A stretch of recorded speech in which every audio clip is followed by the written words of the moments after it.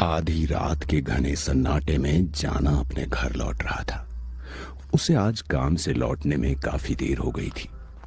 सन्नाटे और अंधेरे से भरी उस गली से गुजरते हुए जाना की नजर दीवारों पर लिखी चेतावनी पर गई, जहां लिखा था, ओ स्त्री कल आना। जाना ने उसे पढ़ते हुए कहा, ओ स्त्री कल आना।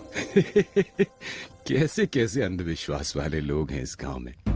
मैंने तो अपने घर से बाहर लिखी इस बेवकूफी को मिटा दिया। पढ़ी लिखी चुड़ैल। जाना अभी कुछ ही दूर गया होगा कि तभी उसे एहसास हुआ जैसे उसके पीछे कोई हो। उसने मुड़कर देखा, मगर वहां कोई भी नहीं था। मुझे ऐसा क्यों लगा जैसे मेरे पीछे कोई था? शायद मेरा वहम होगा। जाना चलते हुए लगभग अपने घर के करीब पहुंच चुका था कि तभी उसे बाथरूम आई। उसने अंधेरे में इधर उधर देखा और वहीं एक दीवार पर हल्का होने लगा। अंधेरे में उसने ध्यान नहीं दिया कि उस दीवार पर चेतावनी लिखी थी, ओ स्त्री कल आना। उसे फिर से एहसास हुआ जैसे उसके पीछे कोई हो। उसने इस बार जैसे ही पीछे मुड़कर देखा, उसका कलेजा मुंह को आ गया। एक सुहागन के श्रृंगार में सजी हुई घूंघट लिए एक औरत उसकी बेहद करीब हवा में झूल रही थी। उसे देख उसकी चीख निकल गई। उस औरत ने जाना को भी हवा में ऊपर उठा लिया और देखते ही देखते उसे अपने साथ लेकर गायब हो गई और पीछे सिर्फ जाना के कपड़े छूट गए। भोपाल में हरिपुर नाम का गांव, जहां आधी रात के वक्त एक घर के बाहर भीड़ लगी हुई थी। एक औरत जिसका नाम गुड़िया था, वो घबराई हुई रो रही थी। उसका पति अभी तक काम से नहीं लौटा था। तभी गांव का ही एक लड़का विक्की गुड़िया को हिम्मत बंधाते हुए बोला, घबराओ नहीं भाभी, जाना को काम से लौटने में शायद देर हो गई होगी, वो आता ही होगा। तभी भीड़ से बाहर आता हुआ एक आदमी जिसका नाम रुद्र था, वो बोल पड़ा, विकी, तुम शायद इनकी परेशानी की वजह नहीं देख पा रहे हो, उधर देखो। इतना बोलते ही रुद्र ने गुड़िया के घर की दीवार की ओर इशारा किया, जहां लिखी चेतावनी, ओ स्त्री कल आना, किसी ने मिटा दिया था। उसे दिखाते हुए रुद्र ने कहा, आज पूजा की आखिरी रात है। पिछली 10 रातों से स्त्री किसी ना किसी को अपना शिकार बनाती आ रही है। पूजा के पूरे 11 दिनों तक हर साल गांव के ऊपर यह खतरा मंडराता है। जिस घर के बाहर ये चेतावनी लिखी होती है, उस घर में स्त्री प्रवेश नहीं कर सकती। इसलिए गांव के मर्दों को अगर अपनी जान प्यारी हो तो रात में बिल्कुल भी बाहर ना निकले और ये चेतावनी अपने घरों पर लिख कर रखें।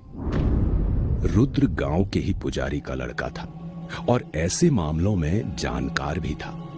इसलिए गांव के सभी लोग उसकी बात ध्यान से सुन रहे थे। साथ ही साथ विक्की, रुद्र और जाना अच्छे दोस्त भी थे। रुद्र की सारी बातें सुनने के बाद आखिर में विक्की ने कहा, आखिर जाना के घर बाहर लिखी ये चेतावनी मिटाई किसने होगी? बात चाहे जो भी हो रुद्र, हमें अपने दोस्त जाना का पता लगाना ही पड़ेगा। विक्की और रुद्र का दोस्त जाना स्त्री का शिकार हो चुका था और इधर दोनों उसे खोजने का प्लान बना रहे थे। किसी को कुछ भी पता नहीं था कि आखिर इस चुड़ैल को कैसे हराया जाए। उधर गांव के छोर पर एक खंडहर हो चुकी हवेली से किसी के चीखने की आवाज आ रही थी। हवेली के अंदर एक कमरे में जमीन पर पड़ा हुआ जाना काफी डरा हुआ था और उसके डर की वजह उसके ठीक सामने थी हवा में झूलती हुई स्त्री, जो कि काफी डरावनी नजर आ रही थी। जाना उससे अपने जान की भीख मांग रहा था। मुझे माफ कर दो, अब मैं कभी रात में घर से बाहर नहीं निकलूंगा। मुझे माफ कर, मुझे। तू मेरा 10वां शिकार है। तुम सब मर्द एक जैसे होते हो। औरत तुम्हारे लिए सिर्फ एक इस्तेमाल करने की चीज है। अकेली औरत तुम्हें सिर्फ मौका नजर आती है। मैं देती हूँ तुम्हें मौका। मेरे साथ शादी करो और सुहाग रात मनाओ। आओ। इतना बोलती हुई स्त्री चुड़ैल उसकी तरफ बढ़ने लगी। जाना, जो अब तक जमीन पर पड़ा था, वो चीखते हुए उठकर वहां से भागा। उसे अपनी मौत साफ नजर आ रही थी। भागता हुआ जाना उस खंडहर हवेली से बाहर निकलने की कोशिश कर रहा था और स्त्री की हंसी पूरे खंडहर में गूंज रही थी। इधर विक्की और रुद्र जाना को खोजने निकल चुके थे। गलियों के घने अंधेरे से होते हुए वो दोनों गांव के आखिरी छोर तक पहुंचे ही थे कि तभी उन्हें उनके दोस्त जाना के कपड़े बीच रास्ते पर पड़े मिले। ये तो जाना के कपड़े हैं। इसका मतलब उसे स्त्री अपने साथ ले गई। वो जिस भी मर्द को अपने साथ ले जाती है, उसके कपड़े वहीं छोड़ जाती है। दोनों बात कर ही रहे थे कि तभी उन्हें अपने सामने एक लड़की का काला साया नजर आया। इसे देखकर दोनों काफी डर गए। वो उनकी ही तरफ बढ़ रही थी। तभी डरते हुए विक्की ने रुद्र से कहा, ये तो मुझे वही स्त्री चुड़ैल लग रही है। जब तक दोनों कुछ समझ पाते, तब तक वो लड़की उनके बेहद करीब आते हुए बोली, डरो मत, मेरा नाम श्रद्धा है और मैं हर साल किसी खास मकसद से पूजा के इन 10 दिनों में इस गांव में आती हूँ। खैर, मैं जानती हूँ कि तुम्हारा दोस्त इस वक्त कहाँ है। उसकी इस बात पर रुद्र ने उससे पूछा, आखिर तुम हमारी मदद क्यों करना चाहती हो? इसमें तुम्हारा क्या फायदा? मैं उस स्त्री से बदला लेना चाहती हूँ। कोई पुराना बदला है जो मैं चुकता करना चाहती हूँ। तुम्हें बदला लेना है? हमें अपने दोस्त को बचाना है। मगर हमें वो स्त्री चुड़ैल मिलेगी कहां और हम उसे हराएंगे कैसे? श्रद्धा ने बैग से खंजर निकाल के दिखाते हुए कहा, उस स्त्री की सारी शक्ति उसकी चोटी में है। उसे हमें इस अभिमंत्रित खंजर से काटना होगा। और रही बात कि वो स्त्री कहां मिलेगी, तो आओ मेरे पीछे। दोनों श्रद्धा के पीछे चल पड़े, जिन्हें वो उसी पुराने खंडहर की तरफ लेकर जा रही थी जहां स्त्री अपने शिकार को ले जाती थी। जाना धूल और मुरझाए फूलों से सजे एक बेड पर बंधा हुआ पड़ा था। वो कमरा देखने में ऐसा लग रहा था जैसे सालों पहले किसी ने उसे सुहाग रात के लिए सजाया हो। जाना जाल में फंसे किसी चूहे की तरह तड़प रहा था।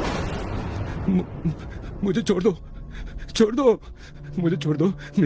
मेरी शादी हो चुकी है, मत करो। स्त्री, जो कि दुल्हन के लिबास में थी, जाना की ओर बढ़ती हुई बोली, छोड़ दूं? तुम जैसों को छोड़ दूं? आज से कई साल पहले इस गांव में मर्दों की बुरी नजर ने मुझे तवायफ बना दिया। मैंने मंजूर किया। एक सच्चे प्यार से ज्यादा मैंने कुछ नहीं चाहा था, मगर तुम लोगों ने सिर्फ मेरा फायदा उठाया। मैंने कितने धोखे खाते हुए आखिर में एक सच्चा प्यार पाया था, मंजिल।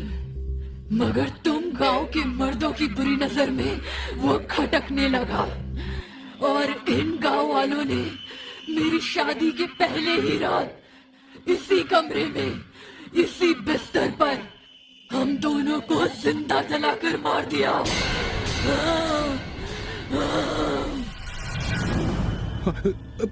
आपका बदला तो पूरा हो चुका है। मैं तो बेकसूर हूं, मुझे छोड़ दो प्लीज। स्त्री ने अपना घूंघट हटाया। बड़ा ही खौफनाक चेहरा था उसका। वो जाना के बेहद करीब आते हुए बोली,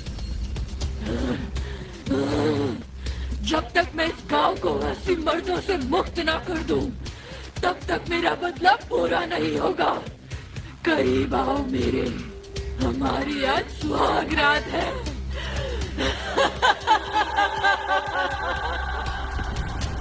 जाना उस भयानक चेहरे को देखकर जोर जोर से चीखने लगा। स्त्री उसका भी वही हाल करने वाली थी जो उसने अपने बाकी शिकारों का किया था। तभी विक्की, रुद्र और श्रद्धा वहां पहुंच गए, जिन्हें देखते ही चुड़ैल बौखला गई। विक्की ने डरते हुए कहा, मेरे दोस्त को छोड़ दो। गुस्से में बौखलाई हुई चुड़ैल काला धुआं बनकर अचानक विक्की के सामने आती हुई बोली, बहुत हिम्मत की तूने, जो यहाँ तक पहुँच गया। आज तो तीनों के रक्त से अपनी प्यास बुझाऊंगी। इतना बोलते हुए उसने अपनी चोटी घुमाई और विक्की के गले पर लपेट कर कसने लगी। विक्की की सांसें थमने लगी। तभी श्रद्धा ने रुद्र को एक गंगाजल की शीशी और खंजर देते हुए इशारा किया। रुद्र ने फौरन ही श्रद्धा के बताए मंत्र का जाप करते हुए गंगाजल चुड़ैल पर छिड़का। चुड़ैल दर्द से तड़पती हुई पीछे हट गई, मगर जाना, जो कि अभी तक बेड से बंधा हुआ था, वो उन तीनों के सामने आ चुका था। जाना किसी तरह के सम्मोहन में था। उसने रुद्र और विक्की को गले से पकड़कर हवा में उठा लिया और रुद्र के हाथ से खंजर गिर गया और उधर स्त्री श्रद्धा के गले को अपनी चोटी से जकड़ती जा रही थी। तीनों को अपनी मौत बेहद करीब नजर आ रही थी। विक्की, जो कि दम घुटने से तड़प रहा था, उसने जाना को एक जोरदार धक्का दिया। जाना के हाथों दोनों छूट गए थे, मगर श्रद्धा का गला चुड़ैल अपनी चोटी से कसती ही जा रही थी। विक्की को कुछ सूझ नहीं रहा था कि तभी अचानक से उसकी नजर वहीं पड़े खंजर पर गई। विक्की ने लपक कर खंजर उठाया और स्त्री की चोटी काट दी। एक तेज रोशनी हुई और चुड़ैल की चीख से पूरा खंडहर गूंज उठा। जाना और चुड़ैल जमीन पर बेहोश पड़े थे। उन दोनों को देखते हुए श्रद्धा ने कहा, इस चुड़ैल की चोटी काटने से उसकी शक्ति चली गई है। तुम्हारा दोस्त उसके सम्मोहन में था, मगर अब वो भी होश में आ जाएगा। उन तीनों के देखते ही देखते बेहोश पड़ी स्त्री चुड़ैल काले धुएं में बदलकर गायब हो गई। जाना को भी धीरे धीरे होश आ गया। फिर सभी उस खंडहर हवेली से निकलकर गांव की ओर चल पड़े। गांव में सभी जाना के घर के बाहर भीड़ लगाकर खड़े थे। सभी रुद्र और विक्की की तारीफ कर रहे थे।